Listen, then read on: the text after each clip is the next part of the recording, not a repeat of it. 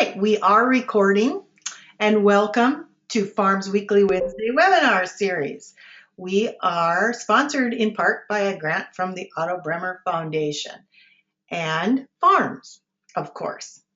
A couple of housekeeping things. We'd like to keep everybody muted during the presentation. It makes for less background noise for the presenter. If you have questions, feel free to type them in the chat box and I will interrupt at an appropriate time, or we'll save them until the end of the presentation.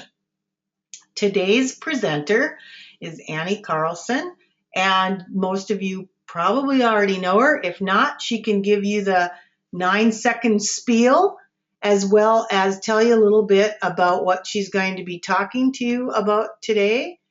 We are recording. The session will be available to watch on YouTube after we get it up there, after the session is over with. So you just got to give me a couple hours.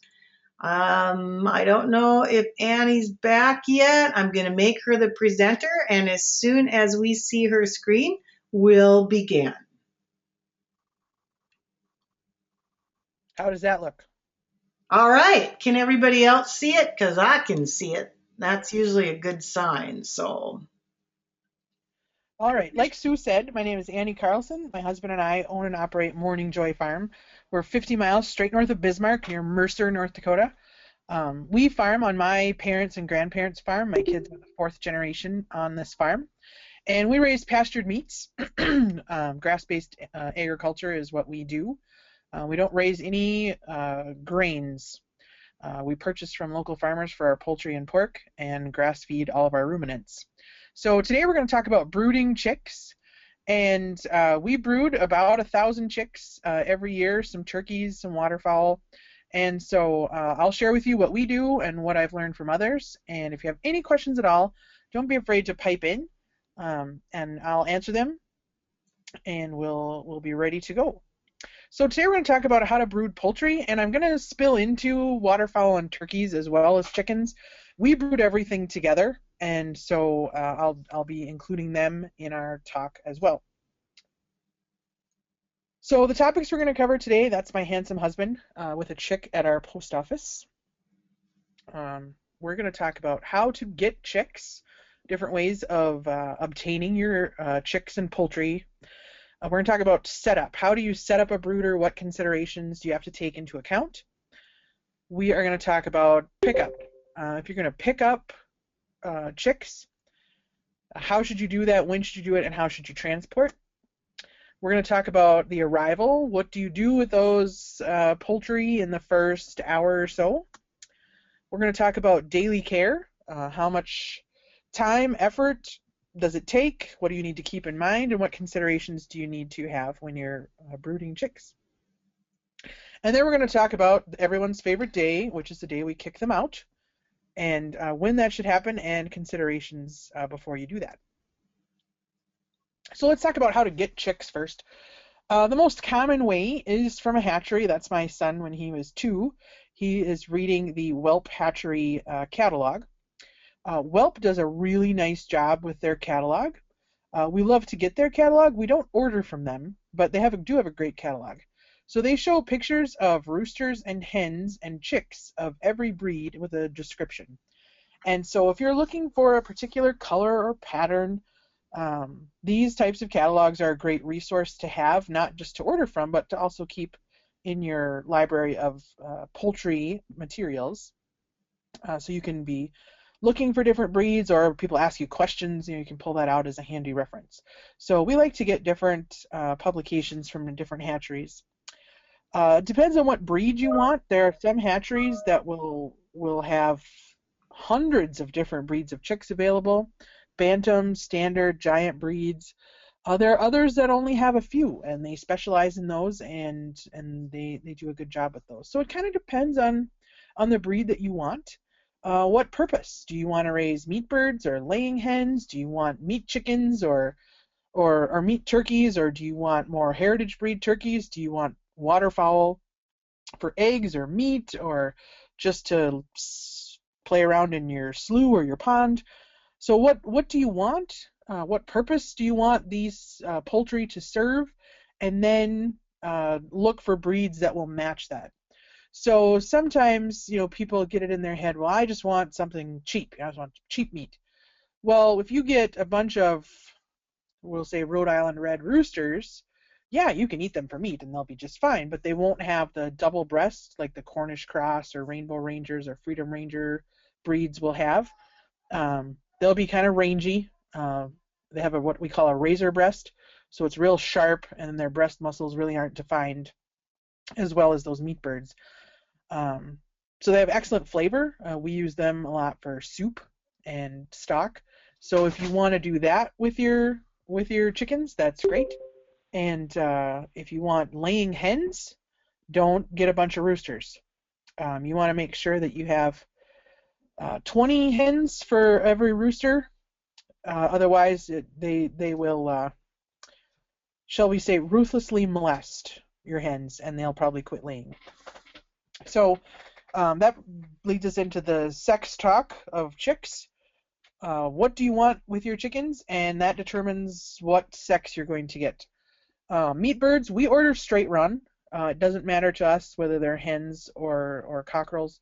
You'll get a price break if you order straight run or hens with meat birds, because a cockerel will generally be a little bigger at the same time, as the hen, but we get them straight run, and that's just fine. If you want laying hens, they are sexed, and you can order just pullets, which is young hens, or you can order straight run of your laying hens as well, and then butcher your roosters. So some hatcheries have a quantity minimum, like Murray McMurray, another hatchery we don't buy from, but they will let you order, 2 chicks. Other hatcheries have a 25 bird minimum or a 50 bird minimum, and so just be aware of that. You'll pay extra if you're ordering just a couple of chicks. If all you want is a handful of chicks, find a friend and order together and reach some of those discounts, volume discounts. And like I said, those kick in at about 25 birds. You can get a substantially increased discount when you order more chicks. Shipping. Some hatcheries will include the shipping charges in their per chick price. Others will not. So it's careful when you're doing your cost comparisons to know whether hatcheries will include shipping in their cost or if shipping is additional based on your location. The 2 hatcheries that we use and recommend are Hoover's in Rudd, Iowa, and we get our meat birds from them, our Cornish cross broilers. We were getting our laying hens from them, and we switched last year, and we switched to Ridgeway in Ohio. And Ridgeway, we found we don't have as much cannibalism.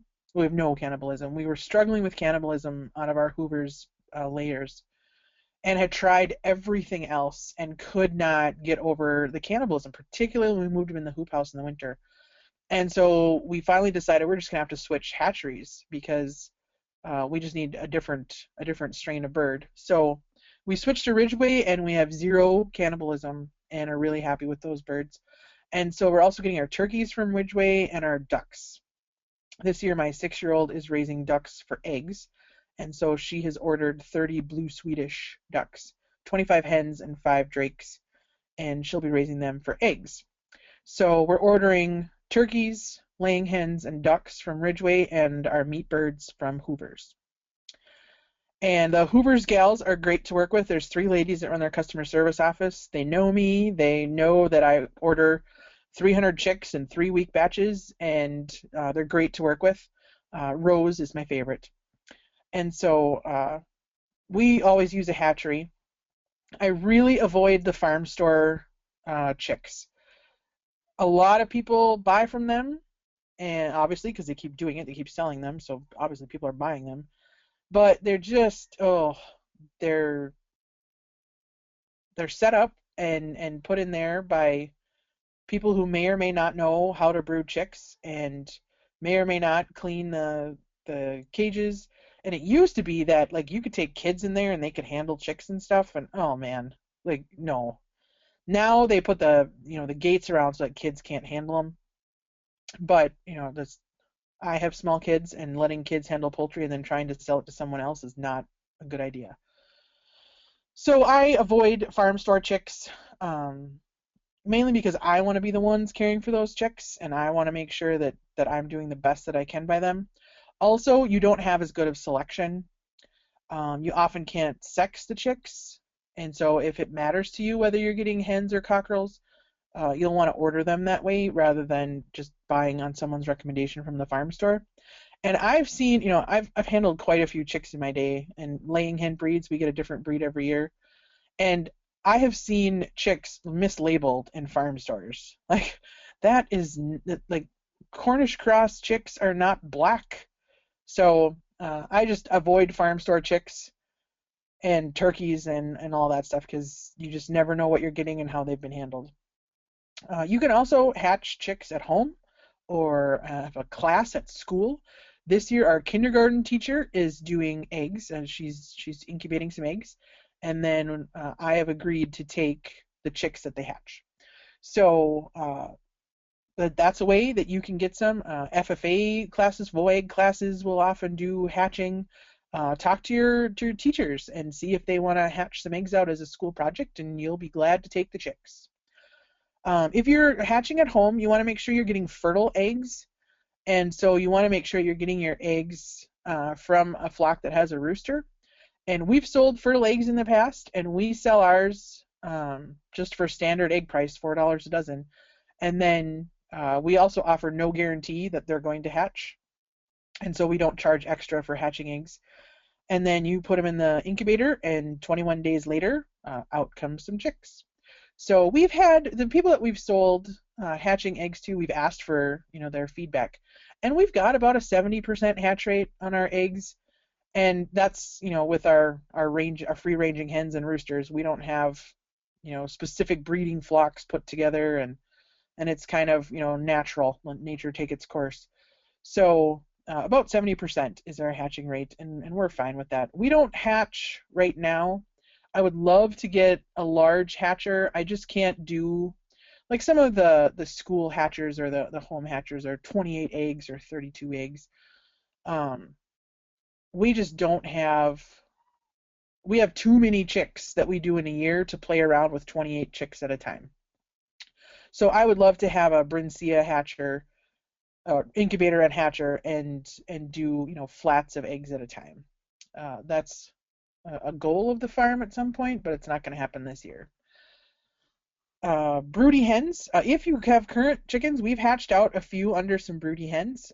We actually have a black Australorp that we have kept and butchered all of her mates, and we've kept her because she will hatch out at least two clutches of eggs every year, and she raises them, and they roam around the yard, and so her name is Black Broody, and she's a great mother to those little hens, and so we butcher her roosters and we keep her hens.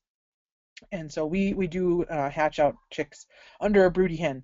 We don't put them in the brooder with our other chicks. We let her raise them and do what she needs to do, and she does a great job. Does anybody have any questions on how to get chicks? Anything I didn't talk about that you have a question on? Can you hear me? All right. If you do, don't ask. Oh, Oh, sorry. yeah. There's a little lapse in the time here. Did you tell us what a good price is for chicks? Did like what do you pay Oh, for a chick? our two hatcheries don't charge shipping on the chicks because they ship all over the country, so it's cheaper if you're closer. So we pay less shipping from Iowa than we do from Ohio. It's a simple matter of geography. We are paying a dollar. I want to say it's $1.97 for our meat birds. It's under $2, which Okay. is almost doubled. We were paying a buck 17 when we started 6 years ago Wow. with meat birds, and the price is almost doubled, which means the price of chicken has gone up. And then laying hens, we get sexed, and you pay more for sexed pullets, and so we get it's 2.69 for laying hen chicks. Again, we have them sexed, so that costs more. Wow. Okay, that's just all I needed to know. Is kind of like I just thought, oh, it'd be interesting to find out what they cost before you eat them. Yeah, and like industry, like conventional chickens, their death loss is between 10 and 20%. Yikes. And our farm death loss is right around 4%. So when you're paying almost $2 for a meat bird, you don't want to lose any of them. Right. Turkeys are very expensive, and we pay $7 or $8 for a turkey poult. Wow. So they're about, if you figure in shipping, they're a little over 8. So we pay, $8. That's just for the day old poult. That's no feed, no nothing into them. We've already got $8 into the bird. Wow. See, I did not know that. That's very interesting. Well, thank you. I'm going to mute myself so you can go back to talking. Well, you're welcome. That's a good question. Okay, how to set up your brooder. So this is a picture of the brooder that we started with when we first started with chickens. We got the Stories Guide to Raising Chickens, and we got Pastured Poultry Profits by Joel Salatin. So those were our two books that we really used as our guide. And I had grown up with poultry, but hadn't had it in 20 years, and John had never had poultry, so I did not trust my memory from 20 years ago, and then as it not being my responsibility. So we got those books and pretty much followed, what they have told us. We've changed since then, and I'll show you those changes, but this is what we started with. So this, it's kind of hard to see, but with the round enclosure there is an old stock tank. And this is an 8-foot stock tank that we pulled off a junk pile. It's got a hole in the side, so you couldn't use it for water, and so it makes a perfect brooder. And we set this up in our garage, and it's 2 feet high and 8 feet wide, and so we could brood 125 chicks in there at one time. And so as you can see, we've got newspaper on the bottom, and you don't want to have just newspaper because it gets very slick when it gets wet, and the chicks can slip and they can hurt their legs. So you want newspaper as your bottom layer. That just helps with cleanup. And then you want to put pine shavings on top. You don't want pine, or wait, you don't want shavings, you want flakes. The shavings are too small and the chicks can eat them, and then the wood swells in their stomachs and it can cause some digestive issues. Plus it has no nutritional value, so they're going to be set behind if they're eating that and not food. So you want pine flake, and you can get that at TSC or any other farm store. We get ours at TSC. And so you want to have pine flakes over the top. That's very absorbent, and it's rough and gives them good traction when they're walking. You want to have water down, and so we've got 4 quart jar waterers in there, and you want water in there at all times. I think I have this set up. Go. Okay. In your brooder, I was getting ahead of myself. In your brooder, you want rounded corners. You don't want square corners because they'll pile up in the corners. So the stock tank is round and makes the perfect brooder. You want a heat source. This happens to be a 4 bulb heat fixture that I got at an auction sale for $1 because who broods chicks anymore? We do. So this has a baffle thermostat on the top, and we suspended it from a chain from our roof and our ceiling in the garage. So you want a heat source. We like the multi-bulb approach because as they get older, you can unscrew 1 or 2 of them and less heat, and you can also raise it up, and so they can get less heat as they get older. Feeders, you want feeders that they can't get into and poop on.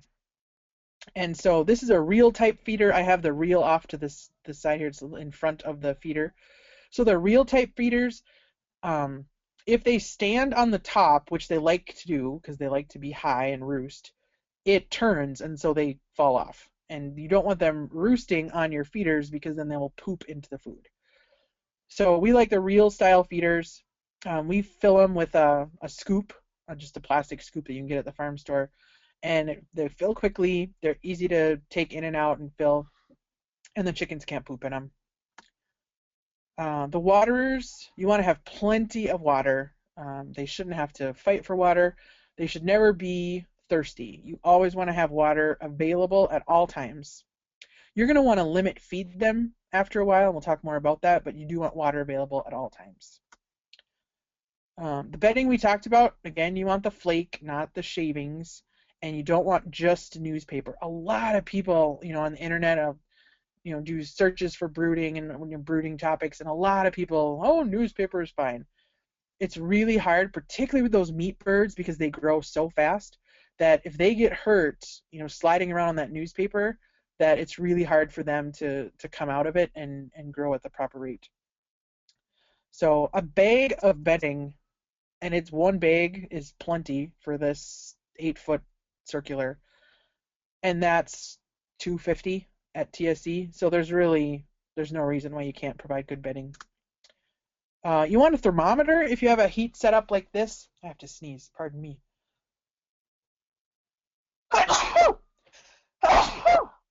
Excuse me. So you'll want a thermometer in there to make sure that the heat is warm enough, but not too warm.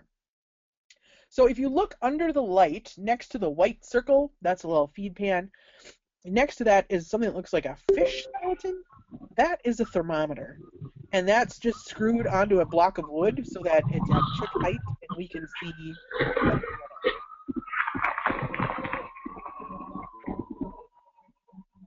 Did someone unmute themselves? I think we have somebody coming in a second time, so could you please all mute yourselves?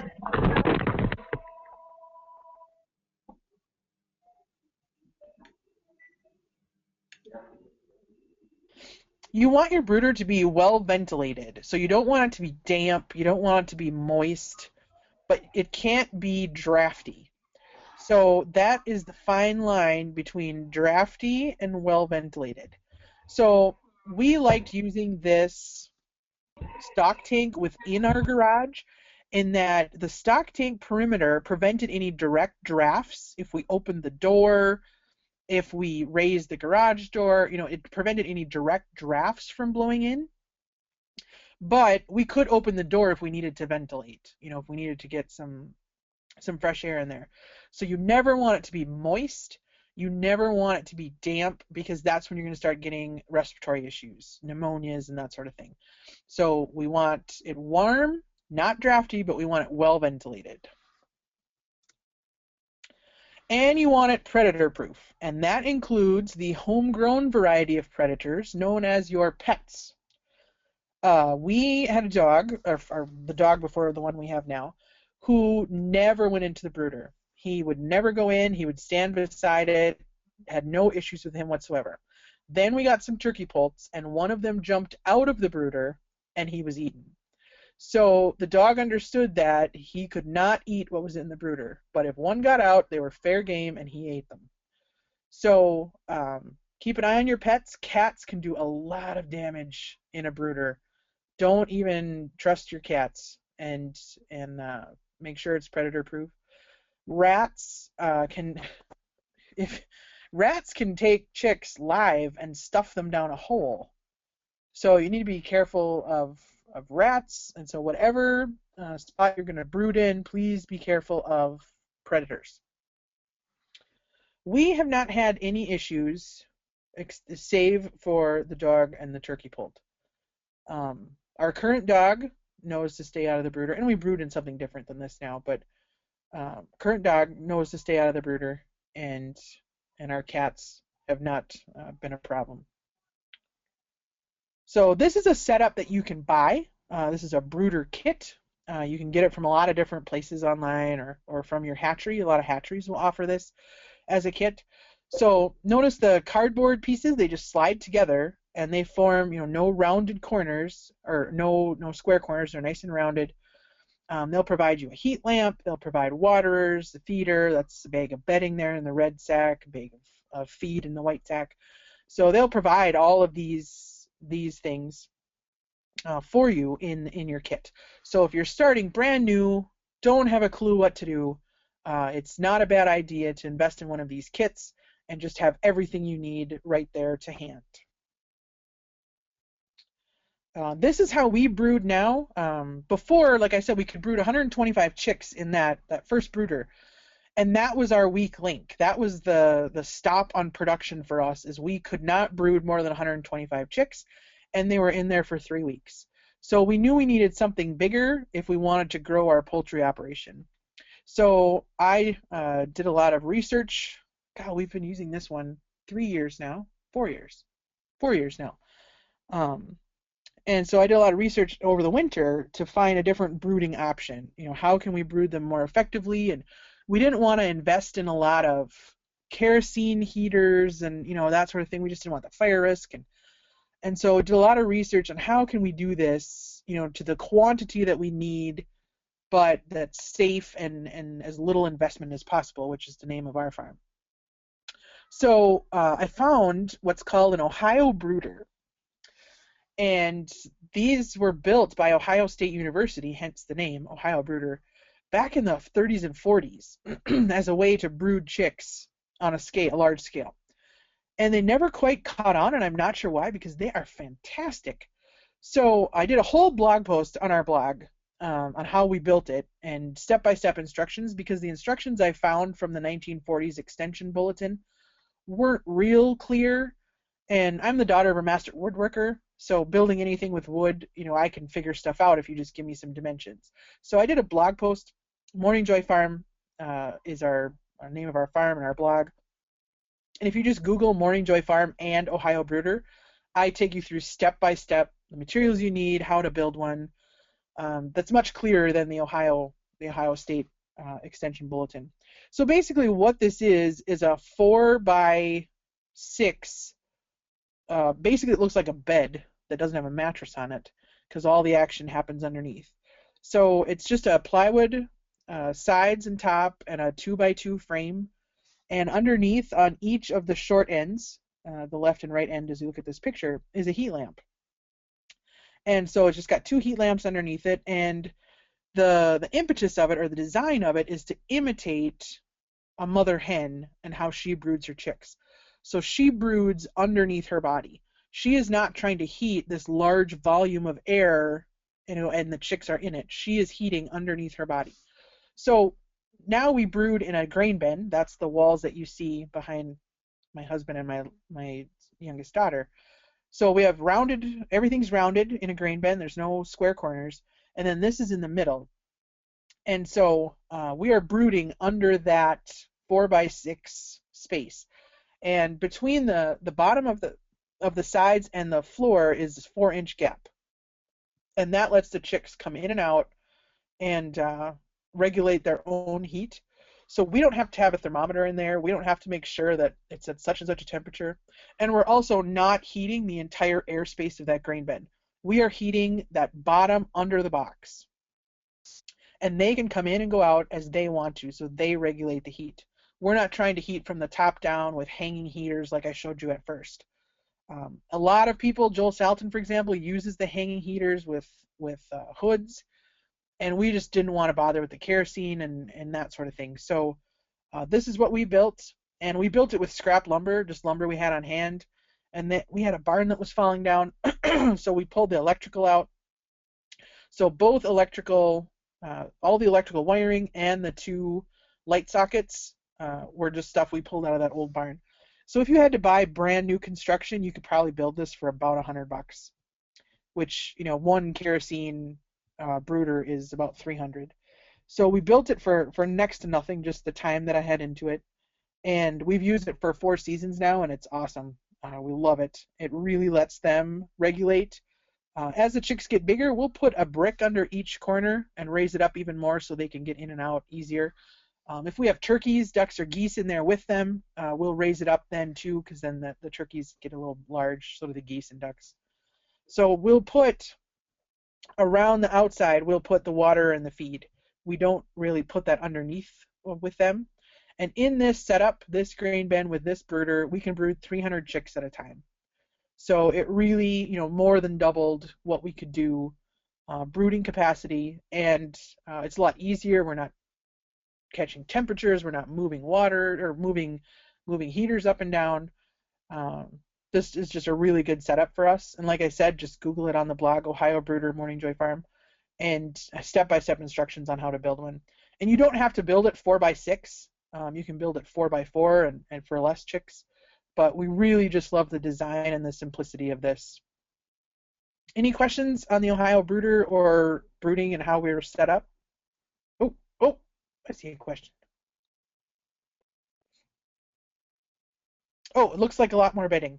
Um, this was freshly bedded, and we do kick around. We don't put newspaper in anymore, just because the volume or the surface area in our grain bin is too large for newspaper.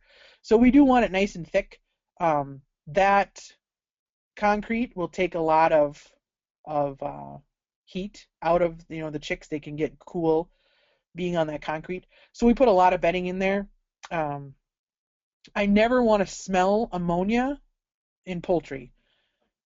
That's my like I have two standards of management when it comes to farm animals. I don't want to see poop on anything and I don't want to smell it. So if I can smell poop or I can see it on the animals, that's a management issue, that's not an animal issue.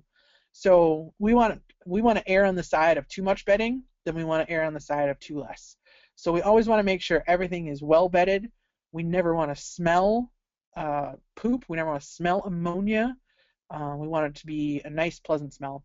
So yes, we do use a lot of bedding. It takes when we're first bedding, um, it takes. Yep, we're using pine flakes too. Those are all flakes down in there. We do 2 full bags to bed it the first time, and then we keep bedding throughout the season. We don't take bedding out until, well, I'm going to take it out in the next month or so. But the bedding stays in the brooder. We bed on top. So there's a couple of reasons we do that. Um, One is that good bacteria grows in the composting bedding, and so we want that to help basically inoculate the new chicks into the environment, and so we never bleach anything. We don't do any of that. We just keep putting fresh bedding down on top, which means we're raising up lifting the brooder up and moving it when we put fresh bedding down, and we probably bed the first week that they're in the brooder, we don't bed additionally, but obviously as they're getting bigger, they're pooping more.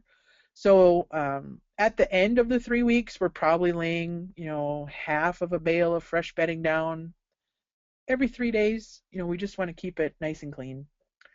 So yeah, we buy a large amount of pine flake and just keep it on hand because it's better to have more bedding than not enough. So we let this compost over the winter right in the grain bin, and then we'll scoop it out and we'll spread it. It's practically compost by the spring, and so we'll spread it out and use it on our garden spots. Or I dumped it on my asparagus and rhubarb last year, and so it's really good for those targeted areas that you want a nice dose of fertilizer. Any other questions about brooding? A question as far as maybe using, instead of newspaper, if you have a lot of cardboard, would it be advisable to use cardboard under the pine flakes, or wouldn't that be a very good idea? It would be a good idea. The cardboard does get wet and heavy. So if you had it like a big sheet, like if you had a big refrigerator box that you slit down the side and laid out, the problem is that would get really heavy. If you had some smaller boxes or pieces that you laid down and kind of overlapped, that way you could shovel it out or fork it out. That would be better than having one big piece that you have to struggle with. Thanks. You're welcome. Any other questions? A lot of people ask about straw, and I didn't talk about straw. Um, Straw tends to mat in the brooder, and then you don't get the composting action. It tends to go anaerobic then, and so it gets matted and then it gets slippery. So straw is not the best bedding option. If you have it and that's all you can use, yes, it'll work. It works better if you can chop it up a little bit and you don't have big pats of straw. We really just love the pine flake. It's fairly inexpensive. When we spread it as compost, it adds a good amount of organic matter to our soils, and so we really just love the pine flake. And for the price, it's really a good product. All right. So when it comes to space, so I talked about our 8-foot stock tank. I talked about our 14-foot grain bin. How many chicks can I brood in the space that I have? Um, However you want to do it, it depends on the number of chicks. If you're only going to do 6 chicks, a large cardboard box will work. If you're going to do 600, you're going to need a much bigger space. So the rule of thumb is 1/2 to 1 square foot per chick is what room you should give them for brooding size. If they're meat birds, they're going to get bigger faster, so you want to be closer to the 1 square foot versus the half. But if you're doing some laying hens, a 1/2 square foot per chick is really all you need. They don't grow that fast. The chicks that are in the picture, these are Freedom Rangers. They're meat birds, and they're about half growed out right now, so it's about halfway through the brooding period, a week and a half in. You can see they're started to feather just a little bit, and so they've got about another 10 days before we kick them out. But that's them in the 8-foot stock tank for density wise. It's really easy to tell the temperature of your brooder. If all the chicks are huddled under the light, they're cold. If all the chicks are against the sides trying to get away from the heat source, they're too hot. But if they're spread out nicely like these are, you've got some eating, some drinking, some milling around. There's more to the back because I'm standing there with the camera, but you want a nice mix and chicks spread out evenly in your brooder. And if they're spread out evenly, they're comfortable. And if they're to one extreme or the other, they're not comfortable. So let's talk about picking up your chicks. So let's say you've ordered some chicks from the hatchery, which is what we by and large do. These are my kids at the post office. When you order chicks, you don't have to certify death loss at the post office. You want to do it when you get home. Generally, the hatcheries will give you 48 hours after they're in your possession. If you lose more than, they always ship you extra chicks. Generally, it's 1 extra chick per 25 ordered. And so if you ordered 100 chicks, you should get 104 in your order. If you lose more than the 4 extra within the first 48 hours, just call your hatchery and have them ship you more chicks to make up for the difference. So we lost, it was a shipment of Freedom Rangers that we had ordered from Hoover's, and this was 3 years ago. And we got them in, and all of our chicks, both of our hatcheries, hatch on Wednesdays and ship Wednesday morning. They hatch over Tuesday night and they ship Wednesday morning. And so we get our chicks Friday morning. And so we picked them up Friday morning, and by Sunday we had lost almost half of them. We lost about 40% of them. And I called them on Sunday, and there was somebody there and told them, I said, this has never happened. Like, we are losing chick upon chick. Like, normally we don't hardly lose anything. And I have never filed or called the hatchery before or since. And I said, I don't know what's going on. These chicks are just dying right and left. We have no idea what's going on. Well, when they had shipped those chicks, they had a rainstorm, and one of the shipment of chicks got left on the loading dock because whoever's supposed to pick them up didn't get there in time. And so they got left on the loading dock for a period of time before the company realized, oh my gosh, those chicks are still out there. He hasn't come yet. And they pulled him back in, and we got that batch of chicks, and they replaced every single one of them, sent us extras. So it may happen that you lose a bunch of chicks. It's only happened to us once, and we have brooded thousands. And so just that one shipment, and the hatcheries are great to work with. They absolutely will replace them. If you order turkey poults or waterfowl, ducks or geese, you will need to certify them at the post office. So that means you open the box, you count live ones. If there's any dead ones, then there's a form that's glued onto in a packet onto the top of the box, and that the postmaster or mistress has to sign certifying, yes, there were 2 dead turkeys. We have never had dead waterfowl or turkeys. Never had to send in a certification, but they don't send you any extra. And so that's the difference. With chicks, they'll send you extra to cover up, cover for some death loss. Poultry or poults, because they're so expensive, waterfowl, because they're so expensive, they don't send you any extras, but you certify for what is missing, and they'll send you replacements. So these are my kids picking up at the post office, and we opened them there because there were other kids at the post office who wanted to see them, so we opened them there. Generally, we don't open our chicks at the post office. We pick them up and bring them home. Now we have a really awesome rural mail carrier. His name is Bob, and Bob picks up our chicks and brings them straight to the farm. Normally, we are not the first house on his route, but on chick days, he brings them straight to the farm right away, and so he gets some extra chicken for being such a nice man and bringing us all our chicks.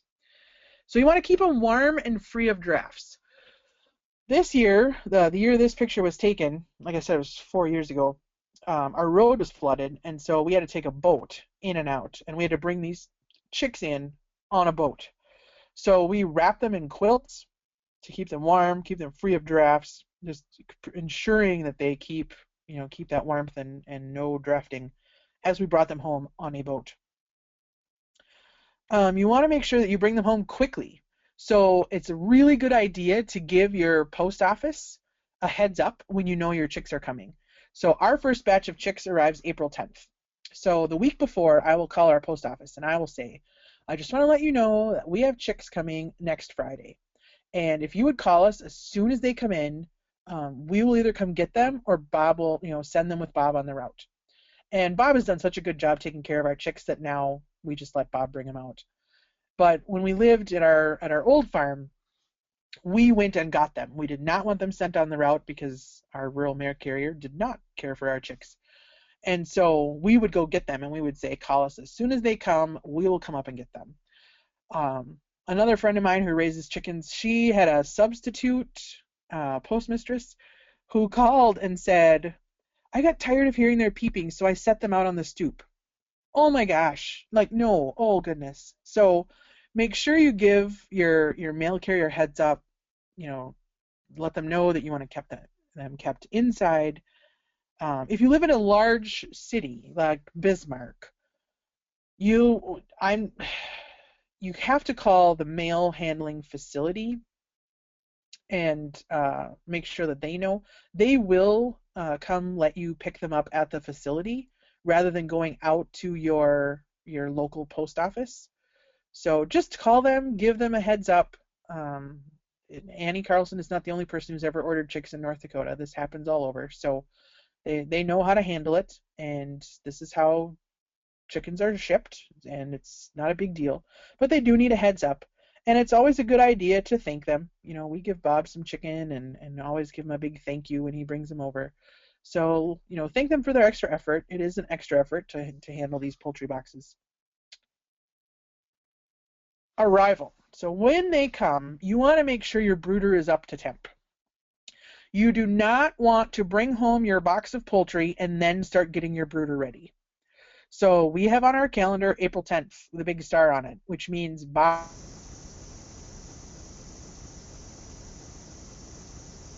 and we want to plug it in the night before. So we want that brooder up to temp. So we want it on. We want to make sure all the lights work. We want to make sure everything is in place before that box of poultry ever gets there. The morning of April 10th this year, we will fill the waterers and put feed in place. So we want, when we bring those chicks in, we want to do nothing else but get them into the brooder.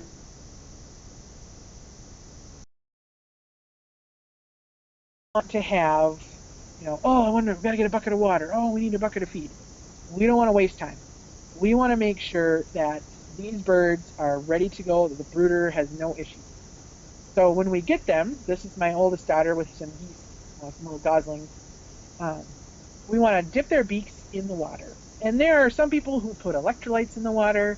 I know some gals who use some kombucha in their water. We don't add anything to the water. We've never had issues. So we don't add anything. You can add some electrolytes. Some people, old wives' tale would add some sugar to it. There's a lot of different things out there. We just don't, and we've never had an issue. The important thing is to just get them some water. The reason that poultry can survive for 2 days without any food or water is that right before they're hatched, they will absorb the remaining yolk sac into their body. And that provides them enough food and water, food and hydration, to last that shipping time. You can't ship a lamb, a newborn lamb, that distance or that time. They wouldn't survive. But poultry can, because right before they hatch, they do suck that remaining yolk sac in, and it sustains them. So first thing you want is to make sure you dip their beaks in water. and you want them to swallow. And so it takes just seconds. And now, like, we process 300 chicks in at a time, and we can do it. It's half of a second. We put one in each hand and dip their beaks in, and so when you're first starting, it'll take longer, but when you've done as many chicks as we have, it's pretty automatic. Um, some people don't hand dip each chick, just dip their beaks in.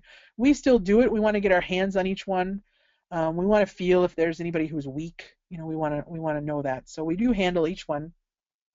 Our 6-year-old daughter helps us. She helped this year, so she and I usually do the processing in, and Dad brings the crates of chickens up to the brooder, and then she and I sit and dip beaks in water.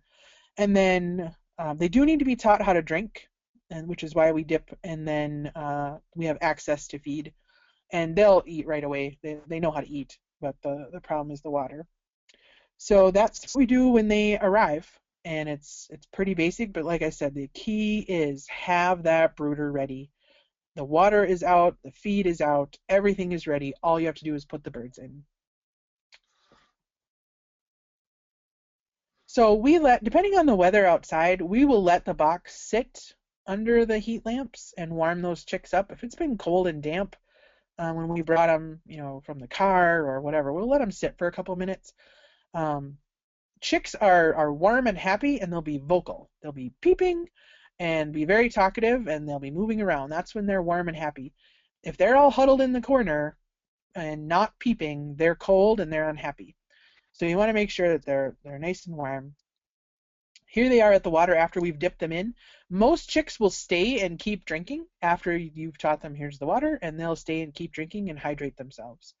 So having plenty of clean water and different waters that they can access is a good thing. The first couple of days, we used to do this, we don't do this anymore. We put feed out in paper plates, and so they could find it easier. But we realized that they're pooping in it and they're wasting it, and so we just use the real feeders now all the time. We used to do these for the first couple of days and then move to the real feeders, and now we just use the real all along. Okay, Trisha. If you're drinking the well water, there's no reason that your chicks can't. Your other livestock is drinking the well water, no reason your chicks can't. They're pretty tough.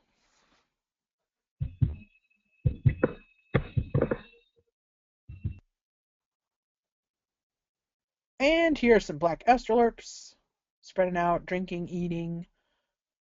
You can place the waters on cardboard, or we've used like an inverted pie plate to keep them from scratching a bunch of litter into it and a bunch of the bedding into it. So we've done things like this in the past by just putting that there.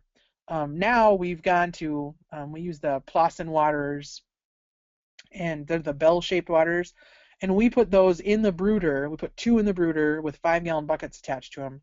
So we have 10 gallons of water in the brooder for 300 chicks at all times.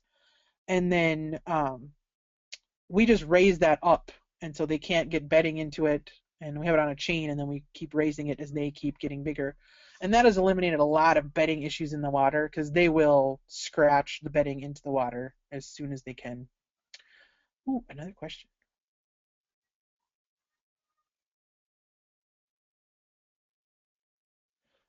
Trisha, if you're like for the cows, if the cows are drinking it, the chickens should be able to.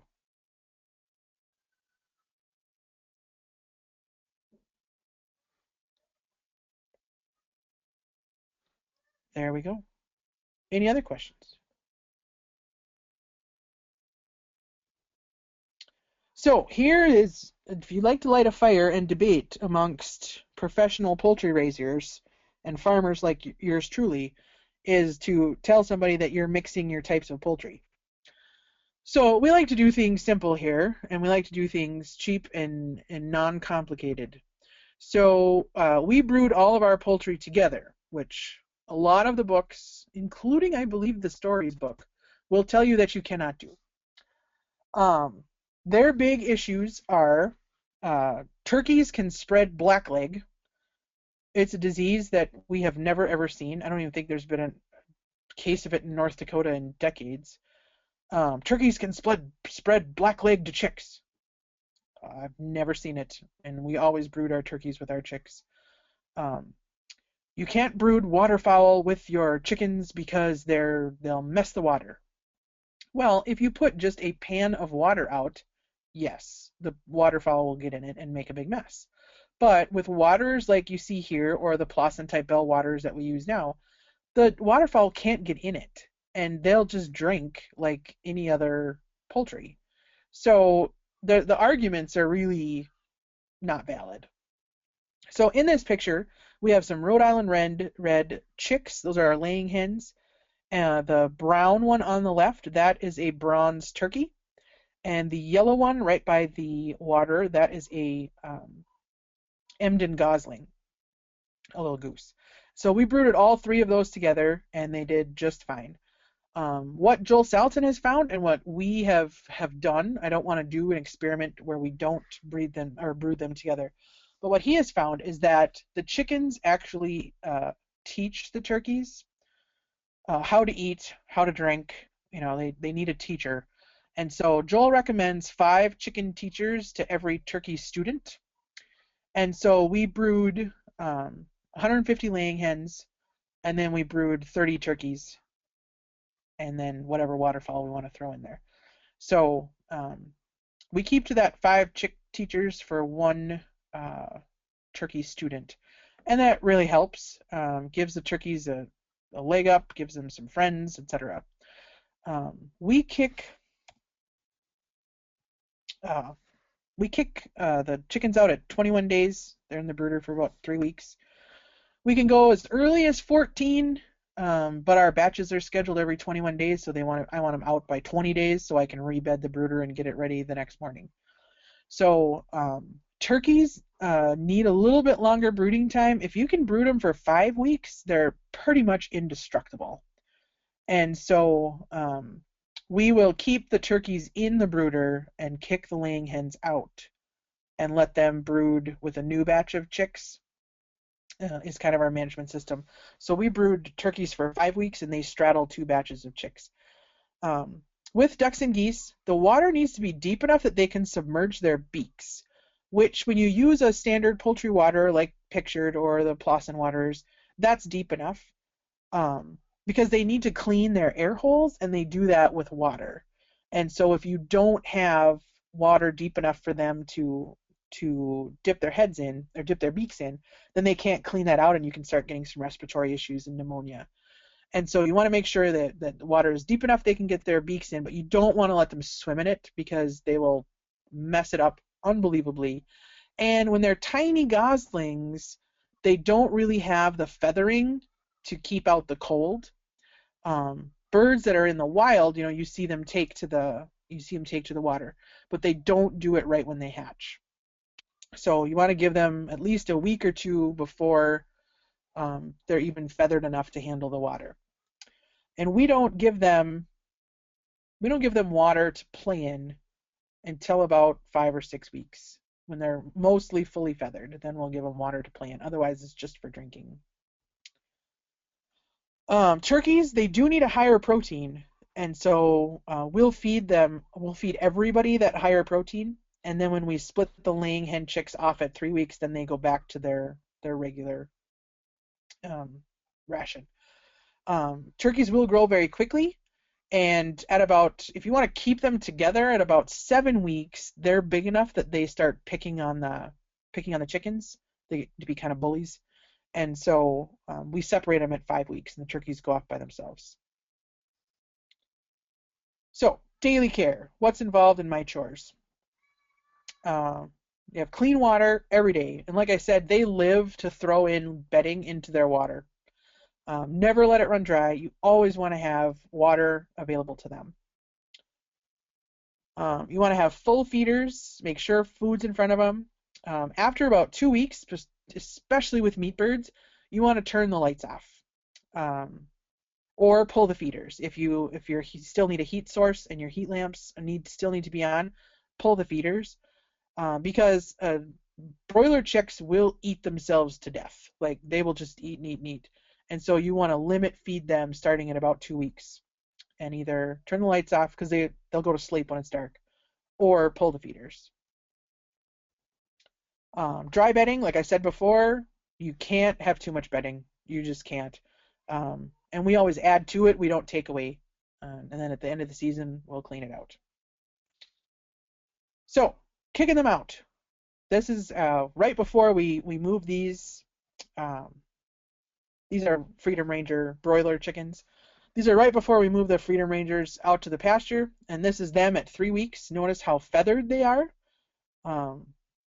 They have some head feathers. They have most of their breast feathers, their wing feathers. They've got a little bit of down left, or a little bit of fuzz left on their legs, but they're mostly feathered.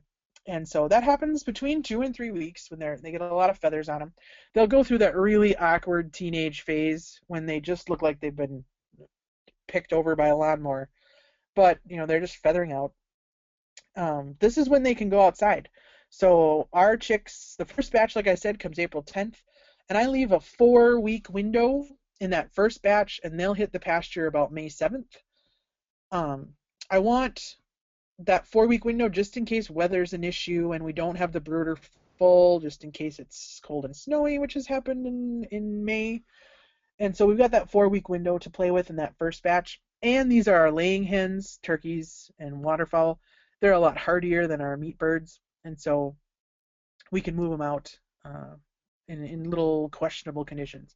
But they go into the range shelters on our pasture, which are the 10 by 12 pens, and we keep the laying hens in there until we need the shelters for broiler chickens. Then they'll join the big hens in the feather net. But if we put them out in the feather net right away, they're too small and they can get through the netting, and they're too small to get shocked because they don't have enough body mass. So we like to keep them in the range shelters until I like to keep them in there as long as I can until we need them for broilers, which is in about another 6 or 8 weeks. You want to raise the height of your heat lamps, which decreases the temperature. You want to do that gradually. You don't want to keep 95 degrees in there one day and then kick them out to the pasture the next day. So basically the last 5 days, we don't have the heat lamps on at all. And chances are we'll open the door to the brooder, and let the fresh air in. And with our grain bin, we can vent out the top. We open the top to the bin, and that vents out the top too, so we can get some air movement in there. So you want them just like a greenhouse where you harden off your plants. You want to harden off your chickens. So you want to make sure that they're getting the grain that you want them to be eating on the pasture. If you're going to change waterers from a brooder size waterer out to what you're going to have in the pasture, make sure you introduce that slowly. Don't take away a waterer and add a new one. If you're going to add a different waterer, add it to what you already have. Leave it there for a couple of days and then pull the old one out, so that if you put something brand new in there and take away their old water source, they don't know where to drink. But if you leave them both in there, they'll be able to drink from the old one, but they'll introduce themselves to the new one, and there won't be the shock to the system. Same thing with feed. We feed ours a commercial starter, non-medicated, for the first week. And then starting at a week, we start mixing in whole grains.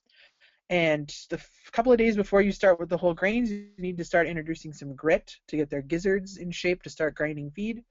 And so then we start introducing whole grains, and that varies from year to year. We've done some barley, we've done triticale, we've done peas.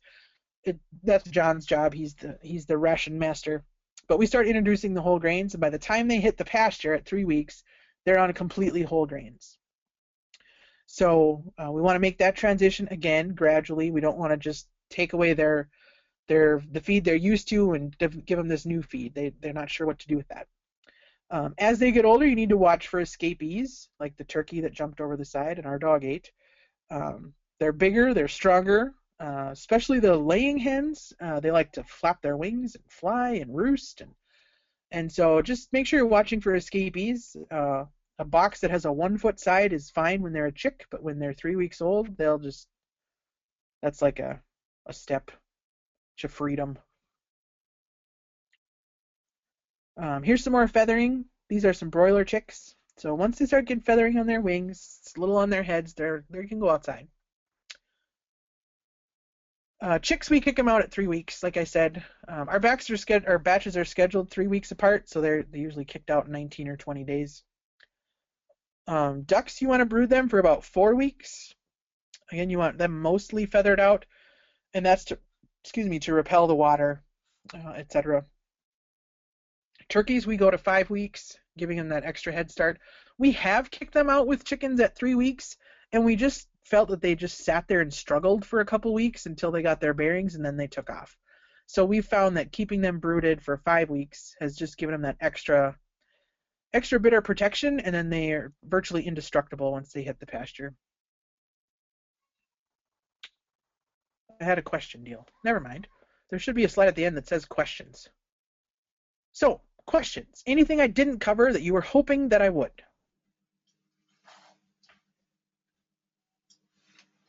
Is this PowerPoint available just to kind of go back as a reference to as well? If we have questions later on. These sessions are recorded, and so I'll send you out the link to the YouTube video when I have it fixed up and ready to go. And by fixing up, I mean very little. It'll be a recording of this session, but I have to make it smaller so it fits. So yes, you can go back and look at it. I knew that. Are you sure this isn't Monday? No, I'm kidding. Oh, that was a joke? All right. Ariana says, when do you order your broilers to arrive in the spring? Our first batch comes May 7th this year. And so I want my laying hens. We usually start with laying hens. So I want my laying hens to come right around tax day, right in that April 15th area. But on the end of it, we don't want to butcher chickens after October 1st. And I'd prefer September 17th or September 15th as our last butcher date. So it takes us, we budget 9 weeks for broilers. So I count back, when do I want to butcher chickens, count back 9 weeks, and that's when I want a batch to come. So I don't want to start any earlier than April 1st. April 10th is the earliest we've done chicks. I usually wait until the next week, the 17th, but I'm going to push it on the 10th and see what we've got. And if if we get spring like we've had the past week, I'm good. And so it all depends on when you want them, and when you want to butcher. We don't want to butcher. We butcher outside, so we don't want to butcher after October 1st. And I order my turkeys so that I can butcher them in August. The first year we did turkeys, we thought, oh, it would be great to sell fresh turkeys for Thanksgiving. Do you want to know how awful it is to butcher outside in November? Freezing. You're frozen. And nobody cared whether they had a fresh turkey or not. So that was the first and last year we did fresh turkeys. Tricia wants to know, what breeds do you prefer, broilers and laying hens? You heard me mention the Freedom Rangers and the Cornish cross broilers. We've done both of them. We did the Freedom Rangers when they first came out because we wanted something besides a Cornish cross broiler. And we did them the first 2 years they were out, and then we quit. And I'll tell you what I liked about them first, and I'll tell you why we're no longer doing them. What we liked about them is that they were more aggressive on forage. They did forage more, but they took longer to mature. They take about 12 weeks versus our 9 for the Cornish cross broilers. So they took longer. The chicks are more expensive. They're over $2 a bird. They're $2.20 something, $2.30 something, depending on where you find them. So they're more expensive as a chick. They took longer, and when you took into account the grain you were feeding over 12 weeks on a more aggressive forager versus 9 weeks on a little less aggressive forager, you were spending more money for grain. So we were buying a more expensive chick that did forage better and spending more money to feed it, and we weren't charging our customers any different than a Cornish cross broiler. So if we were to do them again, we would have to have a price structure and market them differently than the Cornish cross broilers. And at this point, the market hasn't asked me to do a different chicken. Our customers aren't asking us to do something besides a Cornish cross broiler. So from a business standpoint, I can't justify spending more time and more money on birds that our customers really don't care whether we have or not. Now, that being said, if you are doing meat birds for your family, we found the Rainbow Rangers, Freedom Rangers, whatever you want to call them, were very inconsistent in size. So we would have 12 weeks of chickens, and we would butcher them all as a batch. And we have had our record chicken, 8.5 pounds, and we have had our record tiny chicken at 1 pound, and they were from the same batch of Freedom Rangers. So there's inconsistency in the finishing weights and sizes of them, which we attribute that to the non-standardized breeding flocks. It was new, everybody wanted them, they were just kicking out eggs and chicks as fast as they could. They were not standardizing breeding flocks. So that's why we quit after 2 years and haven't raised them since. My neighbor tried them last year and she had the same experience. There's a lot of inconsistency in size. They took longer, they still cost more. So if you are doing them just for your family, Freedom Rangers are great. That you can range them as a chicken. They'll forage. They are more aggressive and more I don't know the right word. They're more aggressive on forage. If you are doing it like we're doing it, where you have batches coming in every 3 weeks, you have a harvest schedule, you have a butchering schedule, you can't wait for those 1 pound chickens to come up to weight. We just can't do them. So we prefer the Cornish cross broilers. They're consistent, they're standard. We can get them in and get them out. We know what to expect. If you're just doing them for your family and you don't have a harvest schedule, the Freedom Rangers are great. I recommend them to homestead type people who want to just raise their own. They're great. But for us who have a schedule and customers who want our product, we just can't mess around with the Freedom Rangers. I'm hoping they're going to do some standardization of the breeding flocks and we can get back into them, but right now we're just not going to do it. Laying hens, we get a different breed every year. Why would we do such a thing? At 3 years, we want to harvest those laying hens as stewing hens, and we sell those for $5 a piece. And that buys the cost of a new chick and her feed cost to get her into laying. So we want the old chickens on their way out to pay for the new chicks on their way in. The ones we have loved, we've got Buff Orpingtons we got last spring that are a year old now, and they're wonderful. We really love them. They're a large-bodied chicken. We like large-bodied chickens, large-bodied hens. They lay a little bit less than your Leghorn type breeds, your sex-linked type breeds, but they have a larger body size. So when you're asking a chicken to lay an egg 2 out of every 3 days, which is about average, she loses, that egg is a percentage of her body weight. So when you have a Leghorn that weighs 2 pounds, a standard size egg, a large egg, is a much higher percentage of her body weight than a 6-pound Buff Orpington hen. So we like to use the large-bodied hens. We don't think egg laying is as stressful and taxing to their bodies, and they'll lay longer for us. And so we get a new batch of laying hen chicks every year, and then the year before's hens, the 2 years previous, they will molt in the wintertime and not lay for about 6 weeks. And the new chickens that start laying in the fall, usually September or 1st of October, they will lay all winter. So that evens out our production. That makes sure that we can sell eggs to our customers every month out of the year. And so that's why we get new chickens every year, and then we get a different breed so that we know who's ready for the stew pot. So the 3-year-old hens we have this year are Rhode Island Reds, and they've done really well for us. We like them. They're a good layer. They really lay a lot of eggs. And we got those from Hoover's. That's our last batch from Hoover's. The Buffs we got from Ridgeway, and we've really liked them. And then we're getting Barred Rocks this year as our hen. We had those 4 years ago in the rotation, and so they're a good, heritage type breed chicken. We really like them. We've also done Black Australorps, and they have done well. We did some Americanas, the ones that lay the green eggs, and we've still got one from 4 years ago. We keep her around, and then she lays a green egg.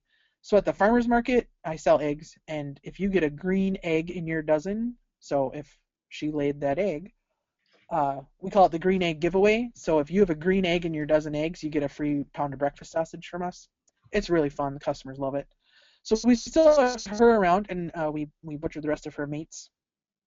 And they're flighty, they're high strung because they're not really a domesticated chicken.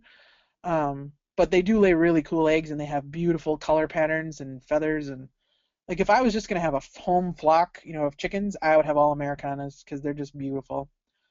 And so we've done those, and we did not like silver-laced Wyandottes. They were very high-strung, not as large of a body size. We didn't like them at all. What else we have the first year? Oh, golden comets or red sex links was the very first year, and we were dumb. We thought we want as many eggs as possible, so we ordered these gold sex links, red sex links, also called golden comets. And again, flighty, high-strung. Like these Buff Orpingtons, they're just a docile, calm chicken, especially if you have kids. You really want calm chickens, friendly chickens that you can work with that aren't gonna climb the walls every time you walk in the hoop house. So those are the breeds we like, and why. I see we're like 10 after 1. My goodness. Who knew brooding could be so exciting? Who else has questions? I got nothing else going on today, so if you got a question. Do we graze the Cornish cross? Yes. They are in Salton-style pens, 10 by 12 pasture shelters. We call them range shelters. They move every single day. Our Cornish, if you let them, any Cornish, they would sit between the feed bowl and the water bowl and just sit there all day. So we used to put real type feeders into our Cornish cross range shelters. And then I went to the Moses Organic Conference and went to a pasture poultry talk. And he did not use any feeders. And somebody said, well, what do you use for feeders? And he said, we don't use any. And they said, what? And he said, have you ever spilled some feed around a Cornish cross broiler? What happened to it? Well, of course, they eat it all up. They're very food driven. And he said, we just put it on the ground and they eat it up. And he said, it gives them more exercise. So I came home and I said to John, good night, what are we doing? Like, we bought all these feeders. How dumb were we? So now we don't even feed them in feeders. We pour the grain on the ground and slide the pen over the top, and they clean every bit of it up. It makes them scratch for it because they're great. They're scratching through the grass to find the grain, and they clean it up. So we make them exercise by moving the pen every day and making them scratch and hunt for their food. So that's the way you can take the conventional Cornish cross and make them a better bird. Other questions? Questions? No questions? Just a little reminder then that we will continue this Backyard Hens with Annie Carlson on April 1st. On March 25th, of course, we're going to try another video by Glenn Philbrick. I will be home and not in Medora, so hopefully it'll work better than the last one. I wanted to let you know, I don't remember if I mentioned this, but we did have the curing bacon video up on NDSU's site, and they were asked to remove it because it wasn't done in a quote unquote facility. So if you're looking for that, you're not going to find it until I can get it up on our YouTube channel, which means they have to physically give it to me. So I apologize for that major faux pas. And one more time, are there questions for Annie before we allow you all to get back to work? If you guys have stuff that comes up, any questions that come up, don't hesitate to contact us. We have a website, morningjoyfarm.com. Just Google Morning Joy Farm, you'll find us. All our contact information is on the website. Give us a call, shoot us an email. As farmers, you probably know email is the best way to get a hold of us because we're not often in the house when the sun is shining. So don't be afraid to ask a question. If you think about something that comes up later and, oh, I wish I would have asked this, don't be afraid to reach out to us. We love to help. The two books that I mentioned, Story's Guide to Raising Chickens and Joel Salatin's Pasture Poultry Profits, were the two that got us started. And those are the two we recommend. All right. Well, everyone, have a great weekend. And thank you again, Annie, for being with us today. It was awesome. And we'll see you in a couple weeks. Sounds good. Bye-bye.